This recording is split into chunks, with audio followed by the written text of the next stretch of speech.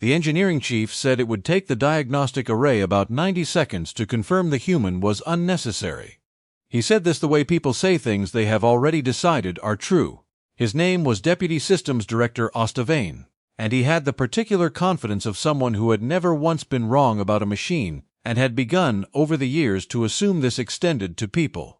"Sir," his adjutant said, "I've pulled his service record." And Ostavain did not read it. This detail matters because most of what followed could have been avoided if he had. The Meridian relay station orbited a dead star at the far edge of the Coalition's charted space, and it was by any reasonable measure one of the least glamorous postings in the fleet. It was a maintenance and refueling node. Ships arrived depleted, docked, drank power and coolant and reaction mass from the station's reserves, and left. Nothing happened at Meridian that anyone in the core systems considered worth watching. It was staffed by roughly 400 personnel drawn from 9 species, and its internal culture had settled, over the decades, into the specific complacency of a place where nothing ever went seriously wrong. The station ran on the Coalition's third-generation autonomic management suite, a distributed intelligence the crew simply called the Frame. The Frame managed thermal balance, power routing, atmosphere docking sequences, and the 1,000 small adjustments that kept a structure the size of a small city habitable in the vacuum. It did this well. It had done it well for 11 years without a single failure serious enough to require a station-wide alert. As a consequence, the human and non-human engineers aboard Meridian had drifted into a role that was less engineering than supervision. They watched the framework. They approved its recommendations. They had, most of them, forgotten what it felt like to be the ones actually solving the problem. There was a ranking of engineering staff, informal but universally understood, and it tracked almost perfectly to how well each person interfaced with the frame. The top engineers were the ones who could read its outputs fastest, who trusted its judgment most completely, who had internalized its logic so thoroughly that they could anticipate its recommendations before it produced them. These were the engineers Ostavain promoted. These were the ones whose evaluations used words like aligned and optimized and fully integrated. At the bottom of that ranking, occupying a position so far below the others that his presence on the roster was treated as a kind of administrative accident, was a human named Cael Doran. He was 43 years old. He had been born on a mining moon in a system that most of the Coalition's citizens could not have located on a chart. A place where the atmosphere was maintained by machinery, old enough that half of it was no longer in any manufacturer's records.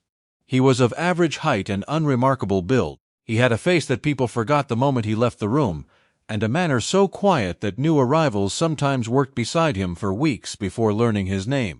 His evaluations year after year contained the same essential judgment expressed in slightly varying language: that he was reluctant to trust the frame, that he insisted on verifying its outputs manually, that his methods were slow, redundant, and rooted in an approach to engineering that the Coalition had formally deprecated 2 generations earlier. His combat classification, every crew member carried one, a relic of the fleet's military origins, had been left at the default.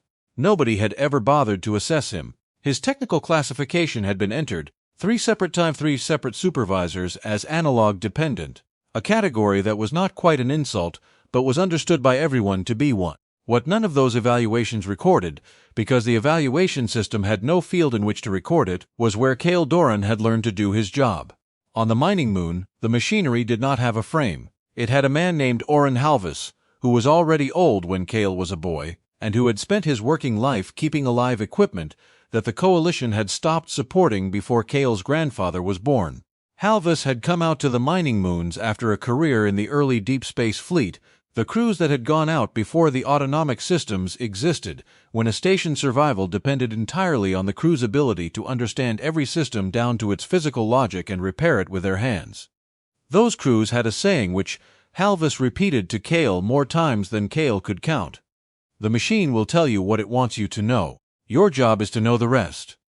For 19 years, from the time Cael was 6, Halvis taught him the rest. He taught him to read a system by its behavior rather than its readouts. He taught him that every automated diagnostic was a summary, and that summaries were written by someone who had decided in advance what mattered. He taught him the manual override procedures for 24 classes of equipment, procedures that most engineers now regarded as historical curiosities, the way a modern pilot might regard the ability to navigate by stars. He taught him that the most dangerous failure was never the one the system reported. It was the one the system had been designed not to see. Halvis died when Cael was 25. Cael took the knowledge with him into the Coalition's engineering corps, and for 18 years it had made him, by every metric the Corps used, its worst engineer. The incident that changed this began at Arrow 340 station time in the coolant distribution network on Meridian's spinward flank, and it began the way genuinely dangerous failures usually begin, which is quietly and in a place nobody was looking. The frame registered a pressure irregularity in a secondary coolant loop, evaluated it against its fault library, classified it as a sensor drift of a type that occurred routinely in aging conduit, and scheduled a recalibration for the next maintenance cycle.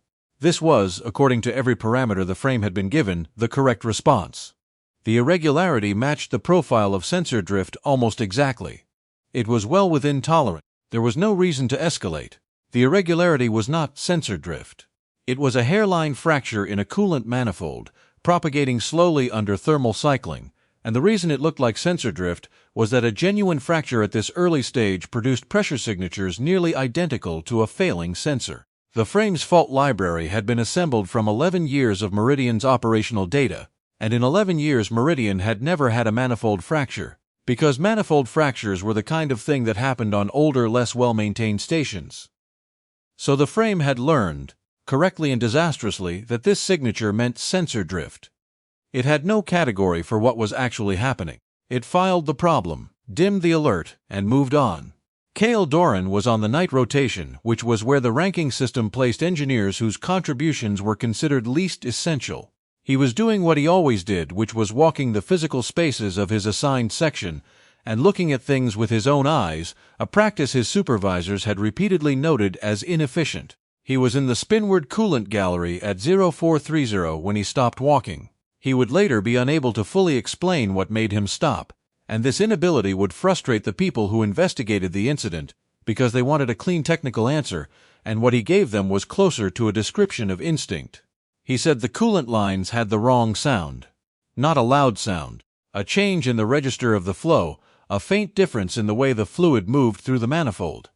The kind of thing you only noticed if you had spent 19 years being taught to listen to machinery, by a man who believed that a system in trouble always told you before its instruments did. He checked the local readout.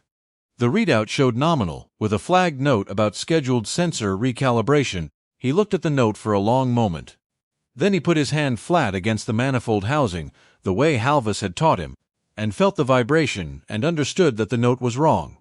He pulled up the frame's assessment on his handheld and read its reasoning, which the system provided when asked, and saw the logic that had led it to classify a propagating fracture as sensor drift. He understood immediately what had happened, because it was exactly the failure Halvis had warned him about for 19 years. The machine had reported the thing it had been taught to see, and it had been taught by data that did not include the thing that was actually wrong.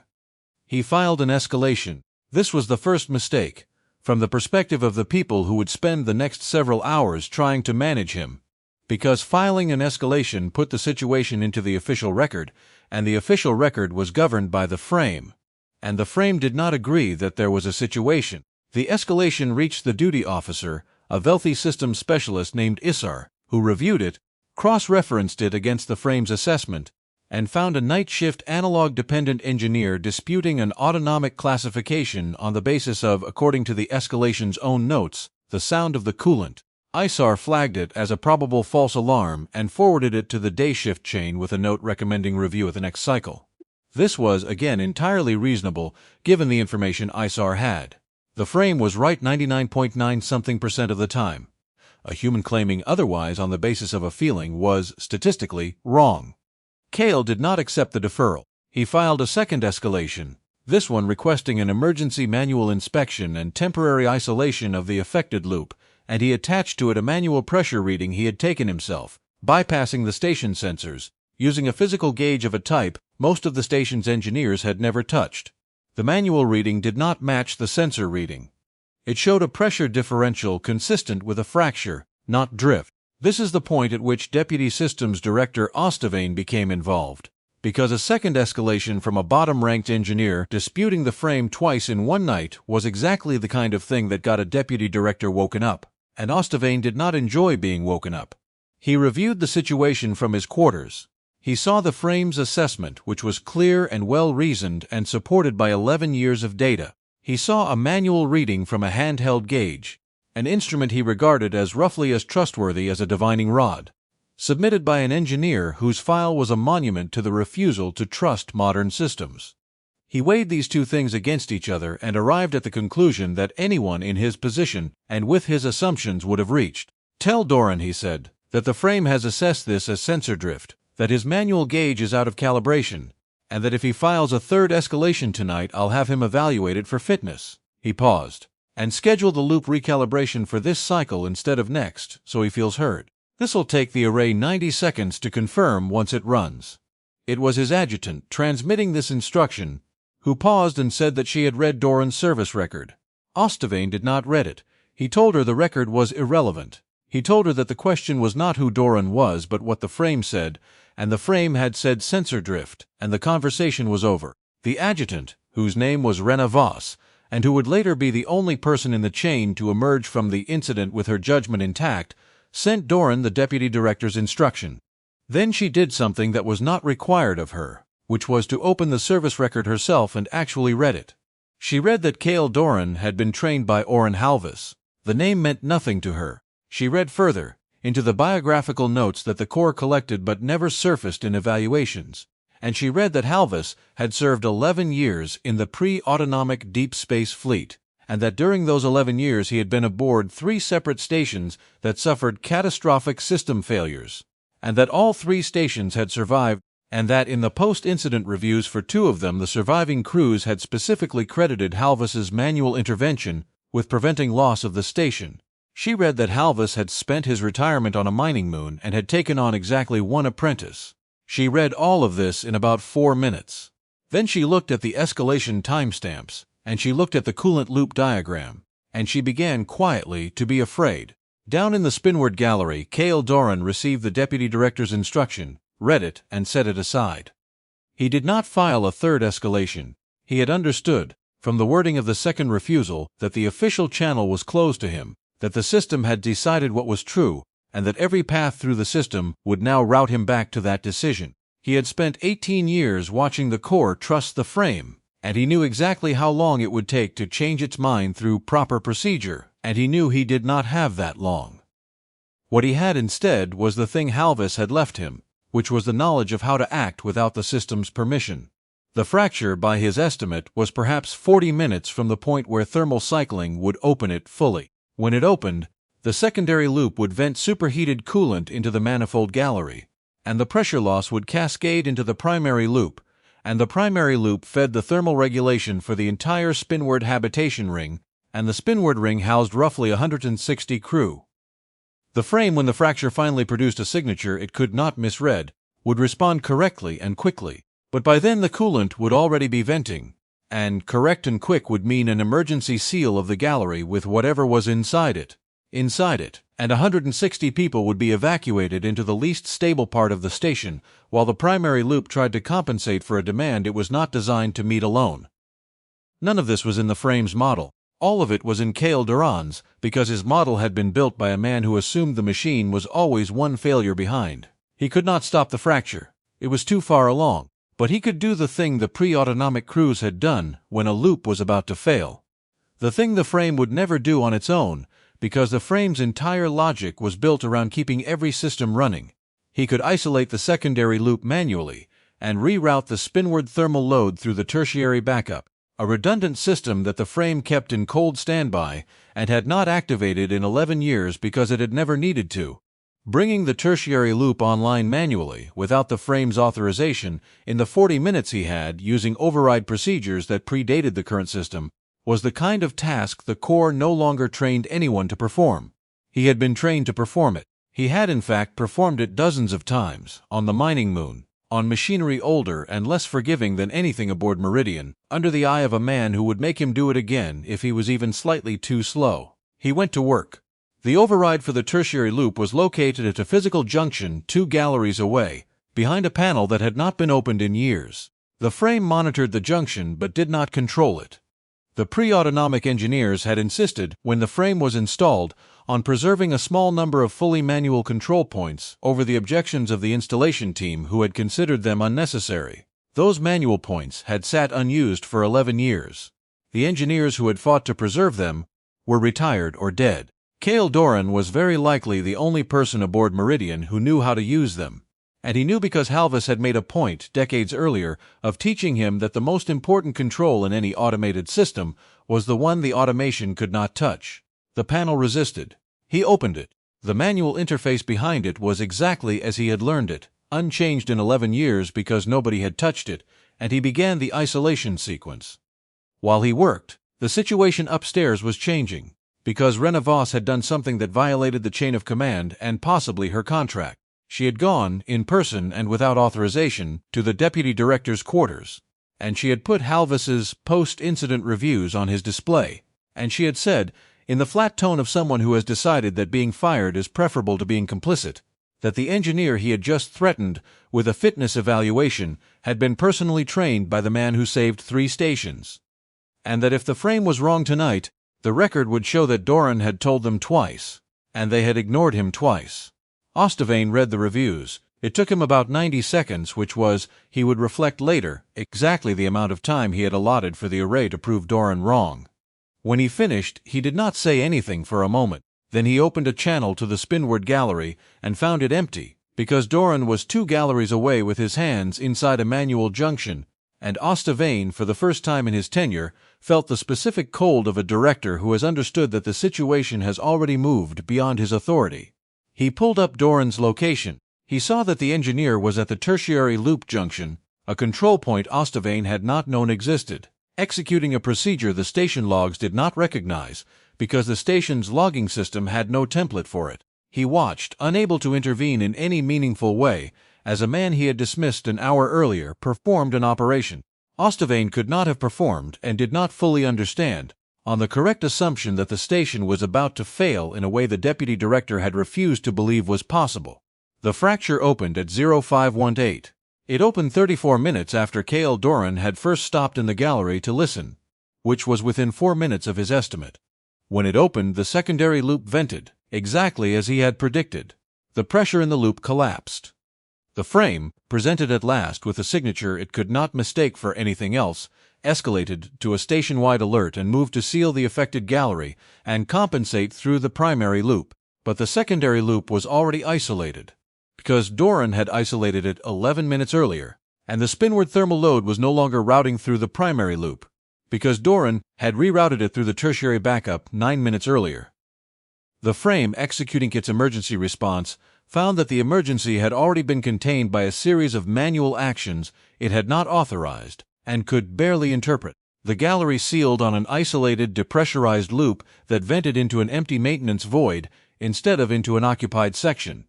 The primary loop was never asked to compensate for anything because the load it would have compensated for was already flowing safely through a backup system the frame had forgotten it had. 160 people in the spinward ring slept through it. The whole event, from the fracture opening to the frame confirming containment, lasted about 7 seconds. This was the number that would later appear in every account of the incident. The 7 seconds during which a catastrophic failure occurred and was simultaneously found to have already been solved, and it was the number precisely because it measured the wrong thing. The 7 seconds were the visible part. The real work had happened in the 34 minutes before, in the gallery where a man listened to a coolant line and believed what he heard over what the station told him, and in the 19 years before that, on a mining moon, under an old man who had taught him that the machine silence was never proof of safety. The station was quiet in the way.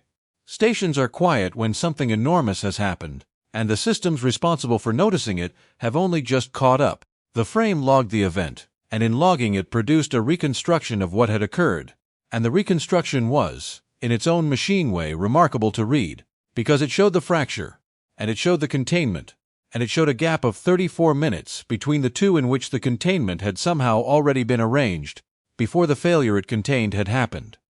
The frame had no explanation for this. It flagged the sequence for human review with an annotation that translated roughly to anomalous prior mitigation, cause unknown. The cause was standing at a manual junction 2 galleries away, closing a panel with his hands, at the same unhurried pace with which he did everything, because the work was done and there was no longer any reason to hurry. Deputy Systems Director Ostavane arrived at the tertiary junction at 054.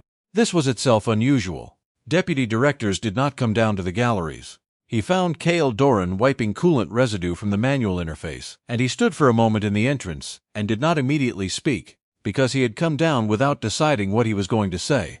And now that he was here, he found that the several things he might have said all felt wrong. Doran looked up. His expression held nothing Ostavane could use. Not triumph, not anger, not the vindicated satisfaction of a man who had been proven right in front of the person who dismissed him. He simply looked like a man who had finished a job and was cleaning his tools. The secondary manifold had a fracture, Doran said, before Ostavane could speak. It's isolated now. The tertiary loop is carrying the spinward load. It'll hold, but the manifold needs replacement before you bring the secondary back online. I've flagged it. He paused. The frame read the fracture as sensor drift because it never had a fracture in its data. It wasn't wrong about what it saw. It was wrong about what it couldn't see. Ostavane understood that this last sentence was not an accusation. It was, if anything, a defense of the frame, offered by the one person aboard who had the standing to condemn it and chose not to. This unsettled him more than an accusation would have. You filed twice, Ostavane said finally. Yes, I overruled you twice. Yes. On what basis? Ostavane said, and then stopped, because he already knew the answer and did not want to hear himself ask for it. He had overruled Doran on the basis that the frame was reliable and Doran was not, and this had been true in every way except the one that mattered tonight. Doran did not make him finish. You did what the system's built to make you do, he said. It's right almost every time. Trusting it is the correct move almost every time.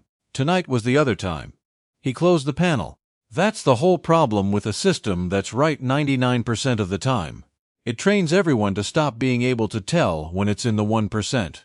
He picked up his tools and walked past the deputy director at the same pace as he walked everywhere, and Ostavane did not stop him, because there was nothing left to say that would not have made the situation smaller than it was.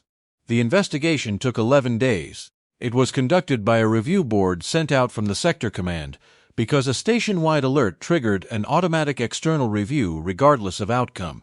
And the outcome here was unusual enough that the board arrived expecting to assign blame and found instead that they had to first understand what had happened, which took most of the 11 days. They interviewed Doran for a long time.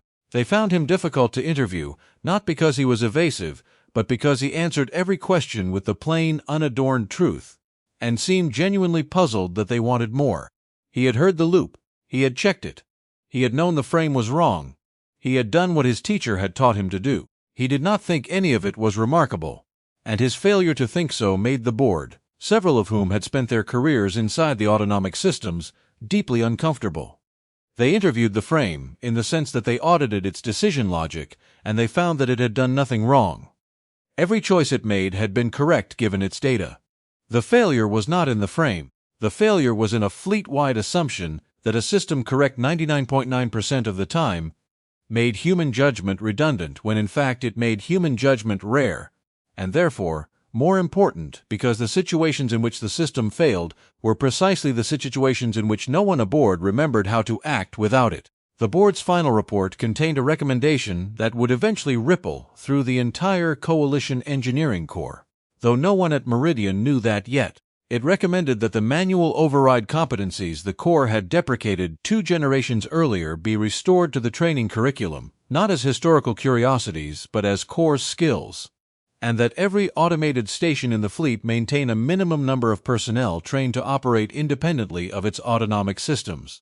It cited as the basis for this recommendation the events at Meridian Relay Station, and it noted that the station had been saved not by its most highly ranked engineers, but by its lowest ranked one, and that this inversion was not an accident, but a direct and predictable consequence of how the ranking had been constructed. The report did not recommend disciplinary action against Deputy Systems Director Ostavane. It noted that his decisions had been consistent with fleet doctrine, and that the failure was doctrinal rather than personal. This was in its way a harsher judgment than a reprimand would have been, because it meant that Ostavane had done everything right and had still very nearly presided over the deaths of 160 people, and there was no way to correct for that except to change the doctrine that had made his correct choices dangerous. The engineering ranking at Meridian was quietly restructured.